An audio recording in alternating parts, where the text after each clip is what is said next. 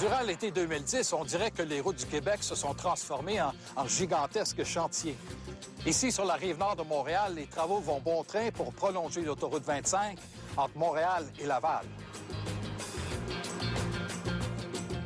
Le lien de la 25 qui va relier l'échangeur Anjou à la 25 là, du côté nord, du côté de Laval, c'est du trafic pendulaire. C'est-à-dire des gens qui, soir et matin, vont se servir du pont, de la route, pour aller travailler, pour les études. Donc, par opposition à un trafic de transit.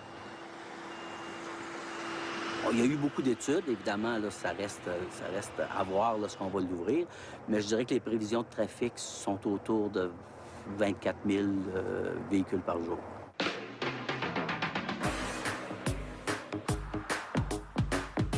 Pendant ce temps, au sud de Montréal, on s'affaire à construire un nouveau tronçon de l'autoroute 30 qui fera la jonction entre Candiac et Valleyfield. Le projet autoroutier de l'autoroute 30, il divise en plusieurs parties. On a la partie ouest qui totalise 42 km d'autoroute. Ça comprend aussi le réménagement de l'autoroute 530 et de la route 236. Dans ce parcours-là, il y a 32 km spécifiquement de l'autoroute 30. À ça, il s'ajoute un 7 km d'autoroute qui va relier la ville de Salaberry de Valleyfield et à partir de la route 201 jusqu'à un autre échangeur de l'autoroute 30.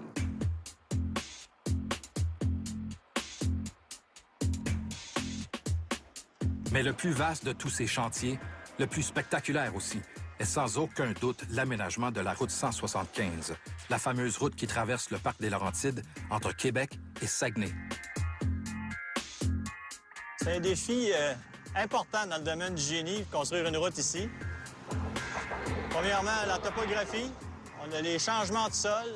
On passe de des milieux où il y a du roc un peu partout, où il y a des sols compressibles. Changement de climat aussi. En haut du parc des Laurentides, il fait beaucoup plus froid qu'en bas. Les écarts climatiques, les périodes de travail. Et puis tout ça, on est loin de la ville, on est loin des grands centres.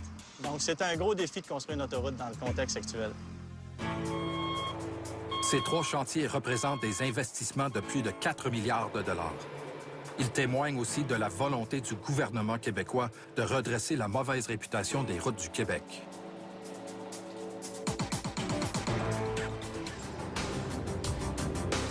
En 2004, une étude commandée par le ministère des Transports révélait que seulement 62 % des routes de la province étaient considérées en bon état. C'était une des pires performances en Amérique du Nord. Le tiers de notre réseau routier est en bon état, provincial. À peu près le tiers est dans un état acceptable et le dernier tiers est dans un état qu'on peut qualifier de déficient, dépendamment d'où est-ce qu'on se situe. Si on veut prendre comme référence le coût aux utilisateurs, il y a à peu près clairement le tiers du réseau routier provincial qui serait éventuellement à refaire. Pourquoi les routes sont si mauvaises, c'est pas un mystère. Tous les experts reconnaissent que la principale cause du problème, c'est le sous-financement du réseau routier québécois dans les années 1980 et 1990. En 80-90, on a eu un manque d'investissement flagrant, ce qui a fait en sorte que les interventions qu'on n'a pas faites à ce moment-là ont fait dégrader le réseau de façon beaucoup plus rapide. Entre 1977 et 2001, la part du ministère des Transports dans le budget global du gouvernement est passée de 9 % à 3,3 %. Et une partie des taxes payées par les automobilistes a été détournée à d'autres fins. C'est-à-dire que pendant plusieurs années, une grosse partie de l'argent qui était prélevé à partir de la taxe sur l'essence et probablement de la taxe de l'immatriculation et autres sources de financement n'ont pas été investis dans l'entretien du réseau routier, donc pour assurer sa durabilité, pour protéger l'investissement.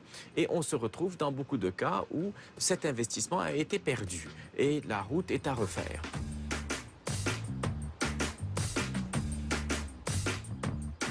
Au laboratoire des chaussées dans la région de Québec, on dispose de toute une panoplie d'appareils scientifiques pour dresser le bilan de santé du réseau. Les ingénieurs de la direction du laboratoire des chaussées, on se compare à des pathologistes. On nous demande la route est dans tel état, pourquoi, puis c'est quoi le problème? Depuis 2007, les ingénieurs du laboratoire utilisent un véhicule muni d'un dispositif permettant de détecter les moindres fissures dans la chaussée. On appelle ça le véhicule d'auscultation des chaussées. L'utilité du véhicule est d'aller chercher de l'information sur l'état des routes, la planéité de la route. Grâce à 2 faisceaux laser projetés sur la chaussée, le véhicule d'auscultation recueille un profil précis en 2 et en 3 dimensions. On est très préoccupé par la sécurité, donc on mesure la profondeur des ornières avec des capteurs laser qui nous permettent de le calculer. Et ensuite de ça, avec les mêmes équipements, on détecte la présence des fissures sur le revêtement. On peut en faire une cartographie et estimer jusqu'à quel point la route est fissurée. Toutes ces informations-là sont reprises après pour dire dans quel état est notre réseau routier et sont utilisées par les concepteurs en chaussée pour savoir quel problème existe à telle place ou telle place sur les réseaux routiers. Chaque année, environ 50 du réseau routier québécois est ainsi radiographié par un véhicule d'auscultation, avec une précision chirurgicale. On est rendu avec des profilomètres inertiels qui nous permettent de mesurer le déplacement du pare-choc par rapport à la route, donc à saisir chacune des petites bosses et de le traduire par un indice d'état. Avec ça, on l'a pratiquement à tous les centimètres. Bien entendu, on intègre la donnée sur une plus longue distance. Chaque donnée est localisée avec un GPS, donc on a une localisation très précise sur notre réseau, non seulement des images, mais aussi de la donnée qu'on recueille. Par exemple, on peut détecter à partir du type de fissure, cette route-là a eu énormément de sollicitations par le trafic lourd, donc la structure de chaussée est fatiguée. À un autre endroit, on a tel type de fissure. C'est un problème relié au phénomène de gel. Donc, ça veut dire que notre structure de chaussée est pas assez importante pour prévenir l'effet du gel en profondeur. Donc, à partir de l'ensemble des données, on peut faire des scénarios d'intervention pour choisir la meilleure intervention au bon endroit et au bon moment dans le temps. On a commencé à relever de l'information avec des véhicules de ce type-là fin des années 90, début des années 2000. L'état du réseau routier était ce qu'il était à l'époque. Les analyses qu'ont fait les ingénieurs du laboratoire des chaussées ont confirmé que le réseau routier québécois avait besoin d'un traitement choc. Je pense qu'il faut admettre qu'au Québec, on avait un certain retard par rapport à nos voisins, je dirais de l'Ontario, du nord des États-Unis, du Nouveau-Brunswick, c'est de l'air. Et la bonne nouvelle, c'est qu'on est en train de rattraper de façon, je dirais, exponentielle ce retard-là par les investissements qui sont faits depuis, je dirais, les 5 dernières années. En 2003-2004, vous avez vu apparaître des investissements massifs sur le réseau routier. On a commencé à réparer nos routes, refaire des surfaces, reconstruire des routes qui étaient déjà en très mauvais état. Et l'état du réseau, depuis 2004, la pente descendante qu'on avait s'est inversée et maintenant, on est en progression. Et je pense qu'on est confiant si, avec le même rythme d'investissement qu'on fait actuellement, on va atteindre le niveau qu'on recherche, à savoir 80 de bon état de réseau, qui serait tout à fait comparable à nos voisins. Les milliards investis dans le réseau routier québécois depuis 2004 témoignent de la volonté du gouvernement de redresser la situation. On a un double défi ici. 1, il faut restaurer les routes qui existent déjà. Et 2, il faut en construire de nouvelles qui vont résister au temps. Il faut éviter de refaire les erreurs du passé. Ici, on a une route parfaite, lisse, mais c'est parce qu'ils viennent de la finir, c'est pas comme ça partout. À force de négliger l'entretien des routes, le réseau québécois a une sale réputation. Mais ça n'a pas toujours été comme ça.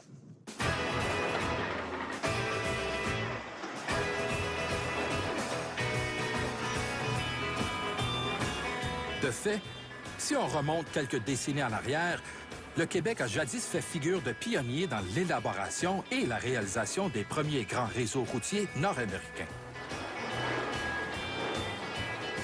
La première autoroute au Québec remonte à 1938. D'ailleurs, on ne parlait pas d'autoroute à l'époque, on parlait de l'autostrade qui allait du cœur de Montréal jusqu'à la pointe ouest de l'île. Puis un an plus tard, en 1939, Là, on va avoir une autoroute qui va partir de La Prairie, au sud de Montréal, puis qui va aller jusqu'à la frontière américaine. Mais c'est vers la fin des années 1950, avec la construction d'une autoroute reliant Montréal à Saint-Jérôme, que le Québec est véritablement entré dans l'ère de la modernité. L'histoire de l'autoroute des Laurentides, c'est une belle histoire. Il faut savoir qu'au début des années 50, le nord de Montréal, c'est une destination dont tout le monde rêve. Sauf qu'il y a comme route la 11, qui est un cauchemar. Hein? Un cauchemar pour sortir le vendredi soir, pour se rendre dans le nord, et pour rentrer à Montréal le dimanche soir. Donc, il y a une pression. Construisons une route qui a de l'allure. Et là, c'est vraiment, on peut dire, l'autoroute des Laurentides, la première véritable autoroute telle qu'on l'entend aujourd'hui, avec double voie, séparée par un terre-plein, autoroute à péage. Ça, c'est à nouveau au Québec. Au moment de l'inauguration de l'autoroute des Laurentides, le Québec est considéré comme un chef de file à l'échelle canadienne pour la qualité et l'étendue de son réseau routier. C'est une revue qui s'appelle le Road Engineering ou quelque chose du genre, classe le Québec et dit que c'est le Québec qui a le plus grand nombre de routes asphaltées au Canada. 24 de nos routes au Québec sont asphaltées en 1959 et ailleurs, c'est 9 C'est étonnant. Mais ça montre que quand même, durant les années 50, le gouvernement du Québec a donné un grand coup. Dans les années 1960, de nombreux tronçons d'autoroutes sont mis en chantier pour accueillir les millions de visiteurs attendus pour l'Expo 67. Mais moi, je dirais que l'annonce d'Expo 67 est probablement la condition la plus importante. Hein? Ça va être vraiment, on commence à imaginer la 40, par exemple, sur la Rive-Nord, l'autoroute Félix-Leclerc. Tu sais, on va ouvrir la portion Berthier-Montréal pour l'Exposition 67. On va construire le pont-tunnel Louis-Hippolyte Lafontaine. On va vraiment aménager à une 50aine de kilomètres autour de Montréal tout le réseau routier pour favoriser l'entrée et la sortie des gens de la ville de Montréal au moment d'Expo 67. L'expansion du réseau autoroutier québécois va se poursuivre durant les années 1970 et jusqu'au début des années 1980. Il faut dire que durant les années 1970, la construction routière se calme par rapport aux années 1960. Mais quand même, tu sais, il va y avoir l'autoroute des Cantons de l'Est, il va y avoir, je ne sais pas moi, l'autoroute de la Beauce, tu sais, il va quand même avoir de la construction de routes, puis même éventuellement le début de la 55, hein, qui va mener de Sherbrooke jusqu'à Grand-Mère. Bon, qui ne sera pas réalisé tout d'un coup, mais on continue quand même à construire un peu, je dirais, par rapport aux années 60. Mais autour de 1979, là, c'est à peu près, je dirais, terminé la construction de routes au Québec, et pour longtemps. De 1980 jusqu'à 2005, le réseau routier a conservé à peu près la même configuration. Mais pendant ces 25 ans, l'achalandage sur nos autoroutes va littéralement exploser. Notre réseau routier a été construit fin des années 60, début des années 70, avec les moyens du temps, les connaissances du temps et la sollicitation du temps. À partir de 1979, et ce, jusqu'en 1997, le kilométrage automobile va doubler dans ce temps-là, 1979-1997, et le kilométrage des camions va tripler. Il y a beaucoup plus de véhicules lourds sur la route, beaucoup plus de matière qui est sur la route.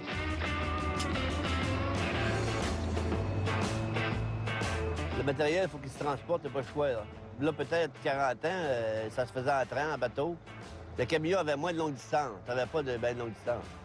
Moi, quand j'ai commencé en 81, je suis aux États-Unis, à Floride, tout ça, ça commençait à aller loin avec les camions. Là. Après ça, le train a diminué, le bateau a diminué, le camion a rembarqué, puis ça s'est mis à transporter comme ça. L'augmentation fulgurante du transport de marchandises par camion est un facteur important de détérioration de nos routes. On estime en effet que le passage d'un seul camion cause un dommage à la chaussée équivalent au passage de 30 à 40 000 automobiles. Notre image est bien mal perçue à cause de ça, vu qu'on est gros. Puis, tu sais, on est souvent perçu comme nous autres qui détruit le plus les routes. C'est sûr que les limites de poids, tant qu'à moi, devraient être diminuées au Québec. Quand on parle du piètre état d'une partie du réseau routier québécois, l'autre facteur qui est le plus souvent évoqué est notre climat rigoureux. Disons que dans la province de Québec, si on parle du climat, on parle d'écart de température de moins 30 en hiver, qui peut aller jusqu'à plus 30, plus 35 au niveau de température ambiante. Au niveau de la température du pavage, maintenant, c'est beaucoup plus haut. Dans la partie plus haute du parc des Laurentides, la réserve, on a des écarts climatiques entre l'été et l'hiver qui sont de l'ordre de 70 degrés au moins. Donc ça a eu des impacts sur différents aspects de la conception, puis différents aspects aussi du choix des composantes, des choix des matériaux qu'on utilise pour la construction de cette route-ci. L'écart sur 12 mois est impressionnant, mais celui observé sur à peine 24 heures l'est tout autant. En hiver, vous pouvez avoir des chutes de température de l'ordre de 25 degrés. Il peut faire facilement plus 10 et demain, il peut faire moins 30, donc c'est assez impressionnant. Oui, certainement que le climat est un facteur important. Le climat est un facteur important parce que le climat crée un rétrécissement des revêtements routiers en surface. Et c'est pour ça que le premier défaut qu'on observe sur nos routes, en fait, ce sont les fissures transversales. C'est parce que ça rétrécit. Donc plus c'est froid, plus ça rétrécit, plus vous allez avoir des fissures transversales. Les écarts de température mènent la vie dure aux routes. Les camions lourds aussi. Mais les ingénieurs québécois peuvent s'appuyer sur la recherche faite ici au Québec pour s'attaquer à ce double défi.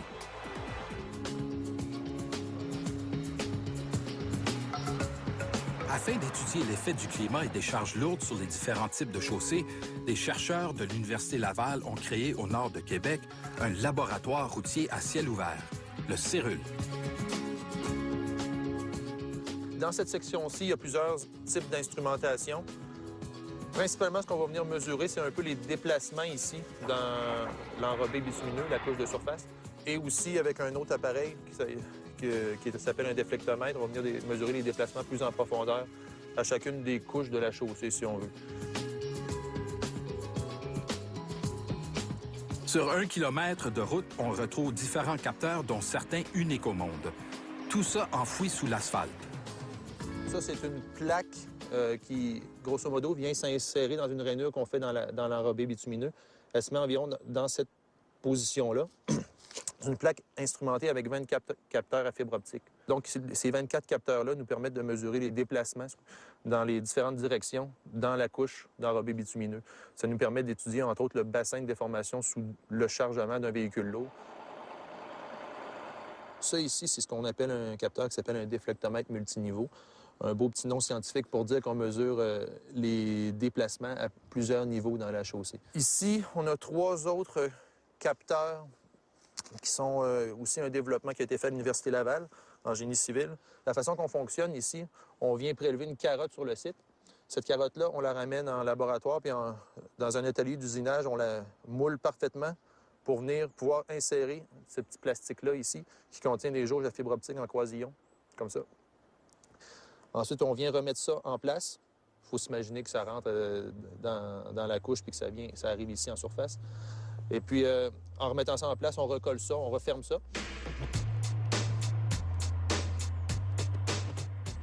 Les analyses effectuées au CERUL permettent de mieux comprendre comment le passage répété de camions lourds crée un effet que les ingénieurs appellent la déformation de fatigue.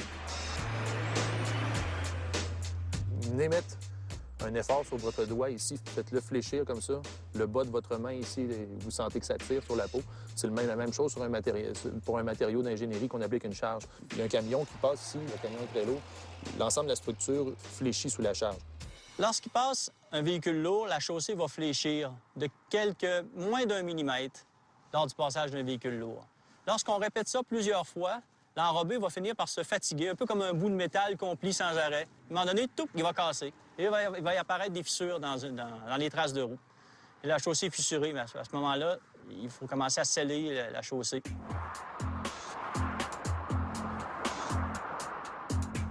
Il existe deux grands mots pour les chaussées. Les fissures d'abord, qui mènent éventuellement à la formation de trous, et l'orniérage, un phénomène qui a pour effet de creuser des sillons qui rendent la conduite plus hasardeuse et provoquent de l'aquaplanage. À la direction du laboratoire des chaussées, ce phénomène de déformation de fatigue interpelle aussi les chercheurs du ministère des Transports. Au cours des 10-15 dernières années, notre méthode de conception des chaussées s'est raffinée. C'est-à-dire que la connaissance du matériau en laboratoire est de plus en plus importante. Donc, ça évolue et maintenant, au cours des 5 dernières années, on a doublé nos durées de vie de conception au Québec. Sur la route 175, on s'approche de la perfection. Avec la collaboration du laboratoire des chaussées, les ingénieurs chargés de la construction de la route ont mis au point un nouveau type d'enrobé particulièrement résistant à la fatigue. Si on a un enrobé anti-fatigue, c'est que le déplacement qui va se produire, l'enrobé est conçu pour tolérer justement ces déplacements-là sans se déformer ou justement se fissurer. Et c'est ça qui a été développé au ministère. Des enrobés plus fins, plus résistants en fatigue, je veux dire en déformation, en tension, qu'on place à la base des systèmes 3 couches comme ça.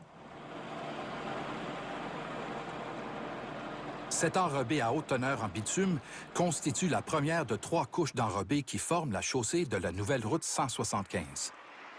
Le revêtement qui va composer la future route, ça compose de 3 couches d'enrobé distincts. Chacune de ces couches-là a chacun sa fonction. La première couche qu'on voit à la base, c'est un enrobé beaucoup plus fin, très riche en bitume, qui obéit aux déformations qui vont se produire lorsque les véhicules lourds vont passer. Ils vont obéir aux déformations sans se fissurer. Par-dessus, on a un enrobé qui va apporter de la résistance à la route. Un enrobé beaucoup plus grenu, des granulats de 20 mm, une grave bitume GB20, qui est très résistant en compression. Et juste au-dessus, la 3e couche, ça va être un enrobé qui va avoir des bonnes propriétés de surface. Donc, confort de roulement, va générer beaucoup moins de bruit, très résistant à l'orniérage et à l'aquaplanage. Chacun des enrobés a sa fonction pour optimiser, si on veut, le revêtement de chaussée.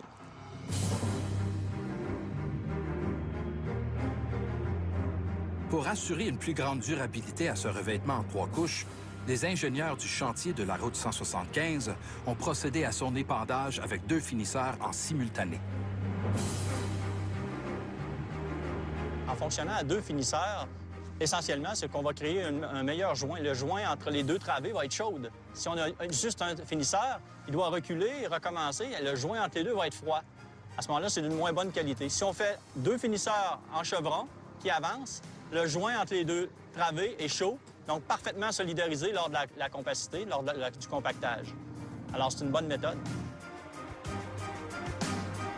Grâce à ces innovations technologiques, les ingénieurs espèrent prolonger la durée de vie de la route 175.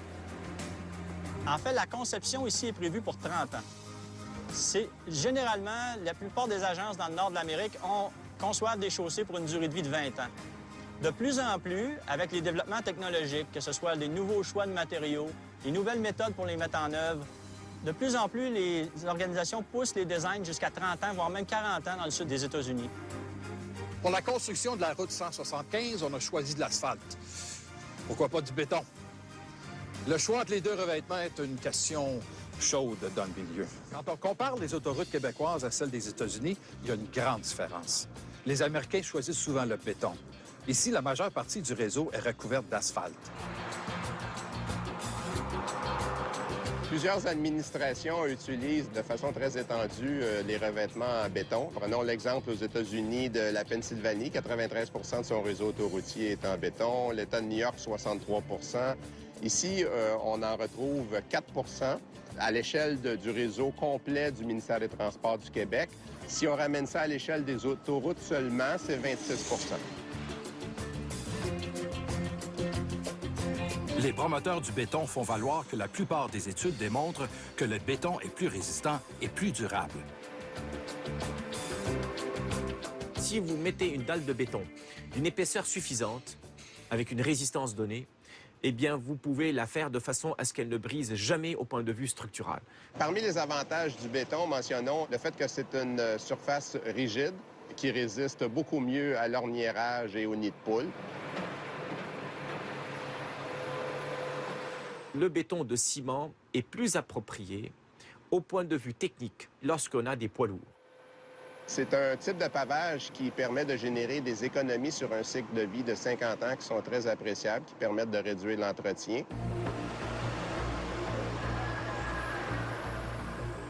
Contrairement au béton, qui est un mélange de pierres concassées et de ciment qui peut être produit localement, l'asphalte est un produit qui contient du bitume, qui est une substance pétrolière.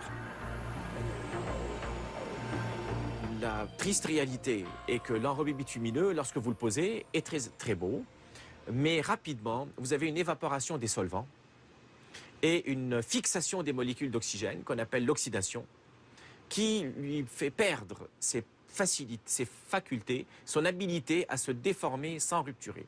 Donc, il devient dur, il brise, il fissure, il perd sa malléabilité, et puis rapidement, vous avez une fissuration qui se fait. Un des principaux avantages de l'asphalte, traditionnellement, c'est que ce revêtement était plus économique que le béton. Mais la flambée des cours du pétrole ces dernières années a modifié la donne. Au cours des dernières années, particulièrement depuis 2008, le prix du bitume est devenu beaucoup plus dispendieux que celui du béton. De sorte qu'aujourd'hui, les routes en béton sont beaucoup plus intéressantes pour les donneurs d'ouvrages comme le ministère des Transports du Québec. En novembre 2008, le ministère des Transports a commandé une analyse comparative de coûts entre le béton et l'asphalte. Dans chacun des 16 scénarios étudiés, le béton s'est avéré le choix le plus économique. Le ministère des Transports, comme plusieurs autres administrations à travers le monde, a choisi de faire une analyse de coûts-bénéfices. Et la conclusion à laquelle il en est venu, c'est que sur un cycle de 50 ans, il était beaucoup plus rentable de construire nos autoroutes en béton, là où il y a un volume de circulation de véhicules lourds élevé.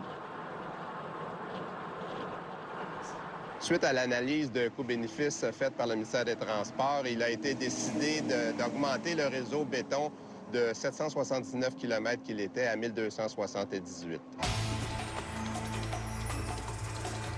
Le ministère des Transports favorise donc, ces temps-ci, le revêtement en béton pour les nouveaux tronçons d'autoroute. Mais le bitume n'est pas près de disparaître.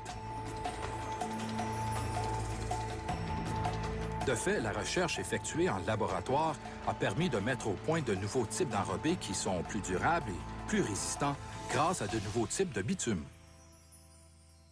Vous avez en haut différentes éprouvettes dans lesquelles on retrouve du bitume. Ce qui est noir, c'est le bitume. Il y a différents types de bitume, des bitumes avec des ajouts. Il y a eu de l'évolution au cours des 15-20 dernières années. Il y a eu incorporation d'additifs aussi dans les bitumes, qui vient modifier le bitume et le rendre plus performant, soit à basse température, soit à haute température. On a des fioles dans lesquelles on a du bitume avec des polymères. On a des bitumes caoutchouc, etc.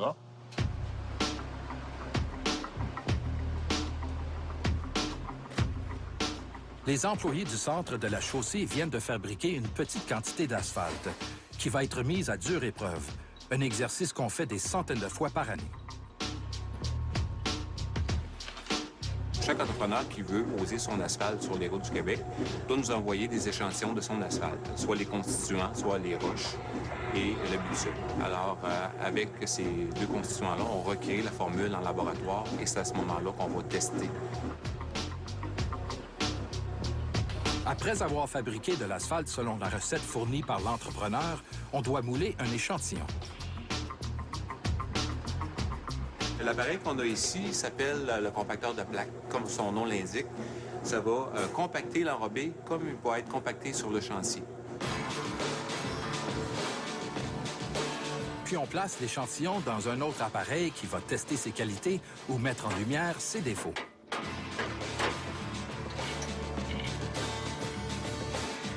Cet appareil-là s'appelle l'ornièreur de laboratoire. C'est un appareil qui va recréer les conditions climatiques et les conditions de trafic les plus difficiles qu'on va rencontrer au Québec.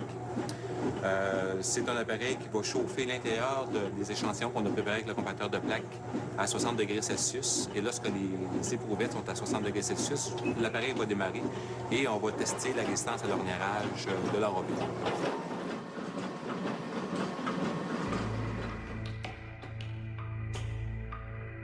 En examinant des échantillons de différentes époques, on constate que les chaussées sont devenues de plus en plus résistantes. Un enrobé fabriqué selon les méthodes des années 1960 va souffrir grandement après seulement 100 cycles de roue. 10 fois plus de cycles appliqués sur un échantillon représentatif des années 1970 donnent ce résultat. Plus on avance dans le temps, malgré un plus grand nombre de cycles, les enrobés résistent de mieux en mieux. Et dans 20 ou 30 ans, la route sera plus que résistante, elle sera interactive. Conclusion, malgré ce que l'on peut croire, les routes sont de plus en plus résistantes. La recherche a donc permis de mettre au point des enrobés de meilleure qualité. Mais les techniques d'application de ces enrobés ont aussi connu des améliorations importantes.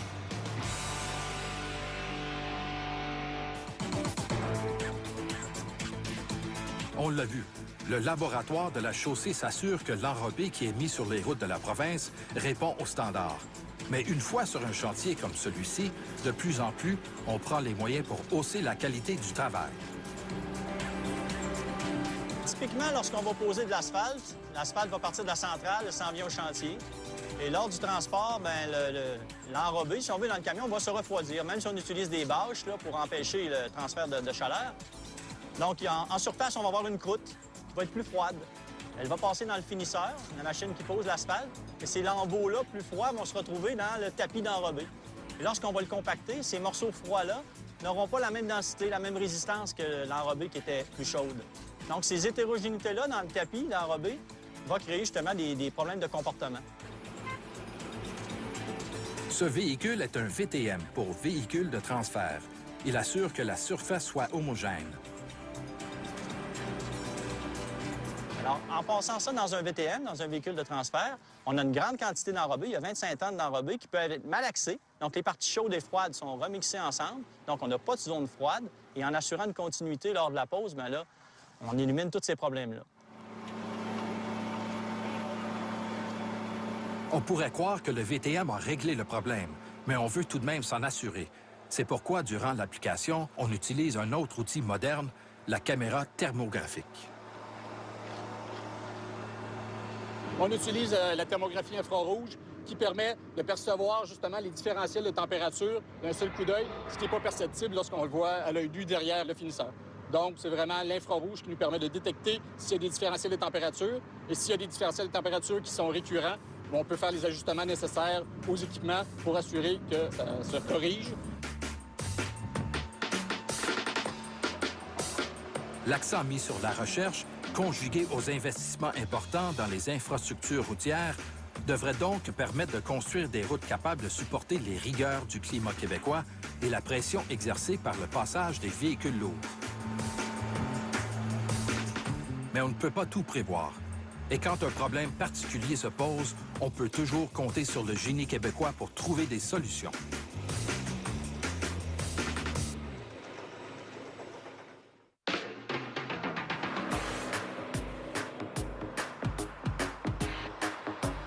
Quand on construit une route ou une autoroute, on doit savoir s'adapter. Le relief et la composition du sol, par exemple. Il faut faire avec et trouver des solutions.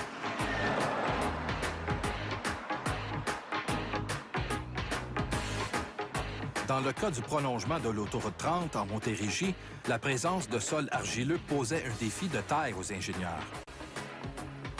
Un des problèmes posés par les sols argileux au Québec, c'est qu'ils sont gorgés d'eau, ce qui fait que le sol n'est pas très stable et ne peut supporter de grandes charges.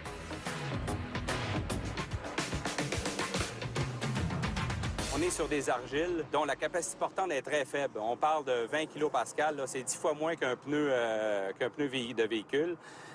Donc, le défi que ça comporte, c'est-à-dire que pour tous les ponts d'étagement, il faut monter à près de 11 mètres de haut.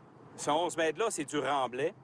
Ce remblai-là, naturellement, il est trop lourd sur le sol naturel.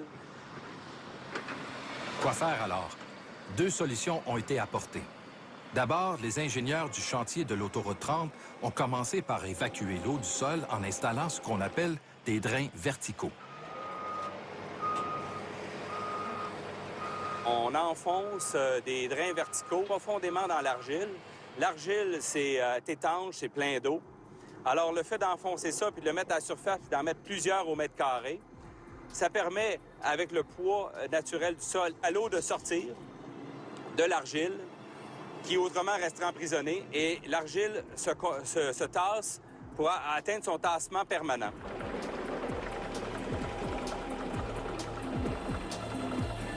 Une fois les drains verticaux installés, pas question de construire des structures en acier et en béton. Pour alléger les constructions, on utilise des blocs de polystyrène. C'est un produit qui a été lancé dans les années 70 en Norvège, qui est utilisé aujourd'hui partout dans le monde et au Québec. Donc, on met du remblai de polystyrène. C'est du géofoam, c'est un polystyrène expansé, des gros blocs. On va en mettre des milliers ici, sur l'autoroute 30. Ces blocs-là, ils font 2 mètres cubes. Ils pèsent 36 à 45 kilos, là, 80 à 100 livres.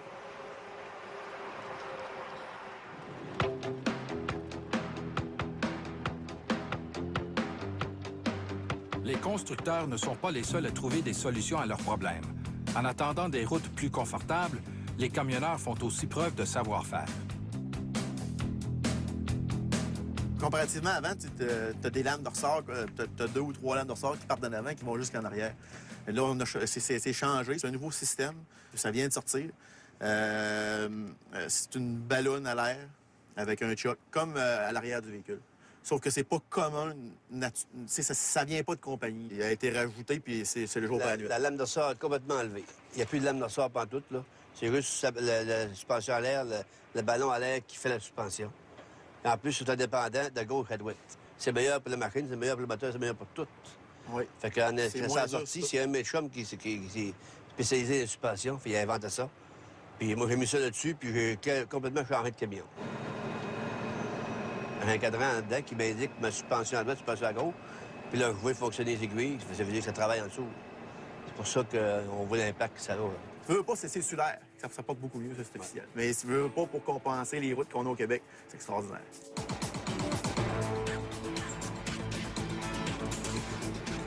Depuis 2005, le gouvernement québécois a injecté des milliards de dollars pour améliorer l'état des infrastructures routières de la province et redresser la situation.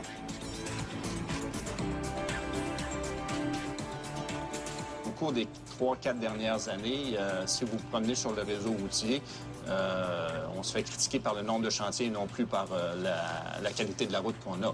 Il y a beaucoup d'investissements. On a commencé à réparer nos routes, refaire des surfaces, reconstruire des routes qui étaient déjà en très mauvais état. Et l'état du réseau, depuis 2004, la pente descendante qu'on avait s'est inversée et maintenant, on est en progression.